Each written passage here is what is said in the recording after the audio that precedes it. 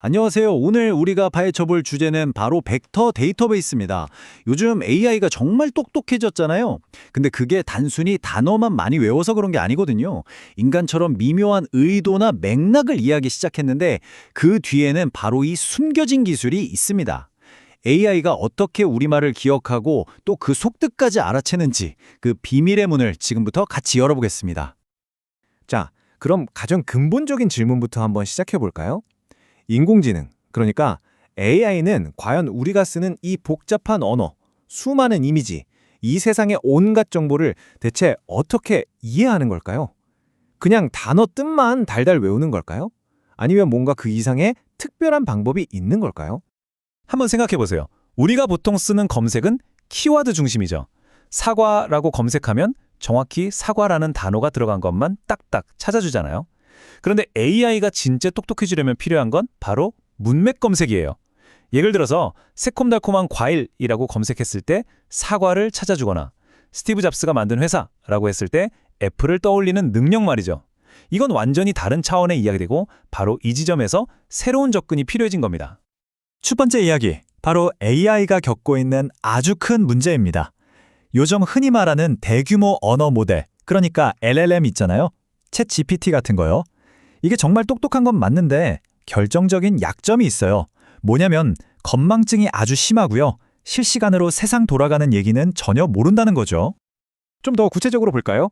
LLM은 우리랑 나눈 대화를 금방 잊어버려요. 장기 기억이라는 게 없거든요. 그리고 어제 터진 따끈따끈한 뉴스 같은 외부 지식과는 완전히 단절되어 있죠.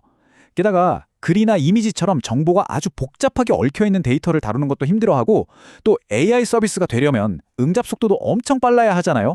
이걸 비교하자면 머리는 좋은데 필기 하나 안 하고 수업 듣는 학생 같은 거예요. 다 듣고 나면 남는 게 없는 거죠. 자, 바로 이 골치 아픈 AI의 기억력 문제를 해결해줄 오늘의 주인공, 벡터 데이터베이스가 등장합니다. 이 기술이 바로 LLM의 잃어버린 기억을 되찾아줄 아주 중요한 열쇠라고 할 수 있습니다. 그럼 대체 벡터 데이터베이스가 뭐냐고요? 아주 쉽게 말해서 데이터를 의미에 따라 정리하는 특별한 도서관이라고 생각하시면 돼요. 단순히 사과라는 단어 자체를 저장하는 게 아니라 사과라는 단어가 가진 여러 가지 미묘한 맥락과 의미를 벡터라는 숫자들의 조합으로 바꿔서 저장하고 관리하는 거죠. 이 비유가 정말 기가 막힌데요. 바로 이겁니다. 기존 데이터베이스는 그냥 책 제목만 보고 책을 찾아주는 카드 목록 같은 거였어요.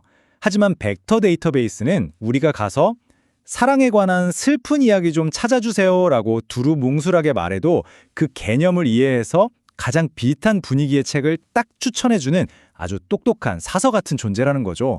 정말 흥미롭지 않나요? 아니, 그럼 이 똑똑한 서서는 대체 무슨 마법을 쓰는 걸까요?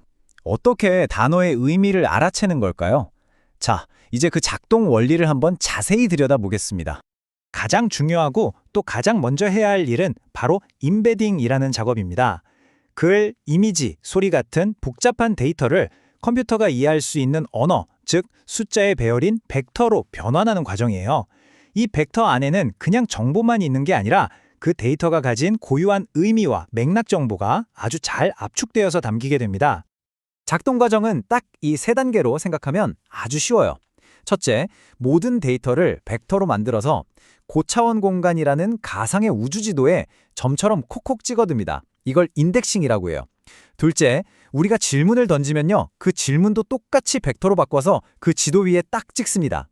마지막으로 우리가 질문한 그 점 주변에 가장 가깝게 모여있는 다른 데이터 점들을 찾아내서 이게 당신이 찾는 것과 비슷해요 하고 보여주는 거죠. 마치 밤하늘의 별자리처럼 비슷한 의미를 가진 데이터들끼리 서로 가까이 옹기종기 모여있게 되는 원리입니다. 근데 여기서 딱 궁금한 게 생기죠. 이 가상의 공간에서 가깝다는 건 대체 뭘로 재는 걸까요? 눈에 보이지도 않는데 말이죠. 네, 바로 여기 아주 재미있는 수학적인 방법들이 사용됩니다. 주로 두 가지 방법이 많이 쓰이는데요.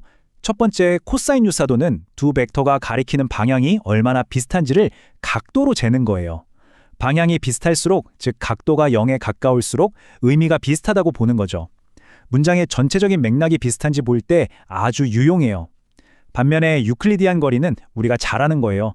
두 점 사이의 물리적인 직선거리, 그냥 자로 재듯이 거리를 계상해서 가까울수록 비슷하다고 판단하는 좀 더 직관적인 방식입니다. 자, 이제 이 벡터 데이터베이스 기술이 지금 AI 세계에서 어떻게 쓰이고 있는지 그야말로 치트키 같은 활용법을 알려드릴게요. 바로 검색 증강 생성, 영어로는 RAG라고 부르는 기술입니다. RAG는요, 한마디로 LLM한테 오픈북 테스트를 보게 해주는 거예요. 우리가 질문을 하면 LLM이 혼자 끙끙대며 답을 찾는 게 아니라 먼저 벡터 데이터베이스라는 아주 훌륭한 참고서에 가서 정답과 관련된 정보를 싹 찾아봐요. 그리고 그 내용을 바탕으로 답을 하게 하는 거죠.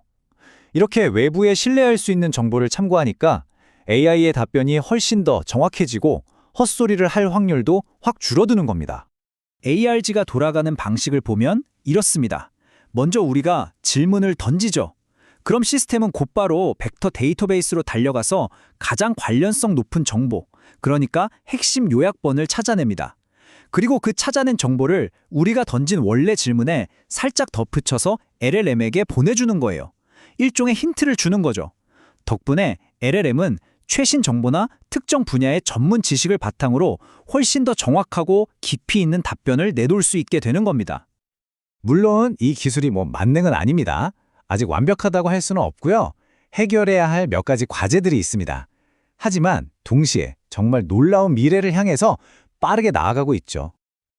현재 기술의 가장 큰 고민은 속도와 정확도 사이의 균형 문제예요. 너무 빨리 찾으려고 하면 정확도가 좀 떨어지고 반대로 정확도를 너무 높이려 하면 속도가 느려지는 딜레마가 있죠. 이걸 해결하기 위해 SP태그 같은 더 똑똑한 알고리즘들이 계속 개발되고 있고요. 또 이 막대한 데이터를 저장하려면 공간이 많이 필요한데 이걸 해결하기 위해 더 효율적인 임베딩 모델이나 GPGPU 같은 AI 전용 반도체 기술도 적극적으로 활용되고 있습니다. 이 기술이 활짝 열어갈 미래를 생각하면 정말 가슴이 뜁니다. LLM은 드디어 까먹지 않는, 신뢰할 수 있는 장기 기억을 갖게 될 거고요. 우리가 쓰는 생성형 AI는 사용자의 미묘한 의도까지 파악하는 아주 높은 품질을 보여주게 되겠죠. 검색 엔진은 이제 단순 키워드 검색을 넘어서 진짜 의미를 찾아주는 시멘틱 검색으로 진화할 거고, 이걸 바탕으로 우리가 상상도 못했던 새로운 AI 서비스들이 계속해서 등장할 겁니다. 마지막으로 이 질문을 여러분께 던져보면서 마무리할까 합니다. 단순히 단어의 나열이 아니라 데이터 속에 담긴 진짜 의미를 이해하는 AI, 그런 AI는 과연 우리 세상을 그리고 우리의 삶을 어떻게 바꿔놓을 수 있을까요? 그 무한한 가능성을 한번 상상해 보시길 바라면서 오늘 이야기는 여기서 마치겠습니다.